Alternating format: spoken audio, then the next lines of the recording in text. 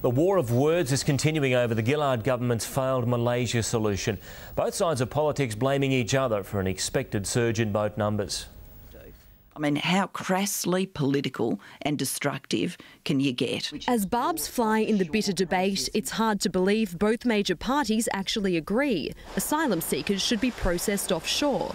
What they can't agree on is where this should happen, and they're blaming each other for the debacle. He has acted to wreck offshore processing. The only reason the government has no policy is because of the Prime Minister's stubbornness. There is one person to blame, Tony Abbott. She has never had a plan B. Rather than blaming each other, let's get on with the job that we've already signed up to do under the Refugee Convention. By default, it's the Greens who had the policy win. Onshore processing's the only option left after the High Court scuttled the Malaysia Solution.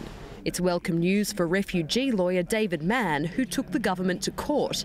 He says it's time Australia played by the rules it signed up to. That should require that anyone who arrives in Australia seeking protection from brutality is processed in Australia. The government says this political stalemate means more boats will arrive on Australian shores. Given the strained detention network, asylum seekers will be more likely to live in community detention, with bridging visas and limited access to welfare payments. But one of the staunchest critics of asylum policy under the Howard government says this arrangement is even worse. When people were on temporary protection visas, they knew that they had refugee status. Now we've got people out there on bridging visas with no end in sight. Leah Craven, 10 News.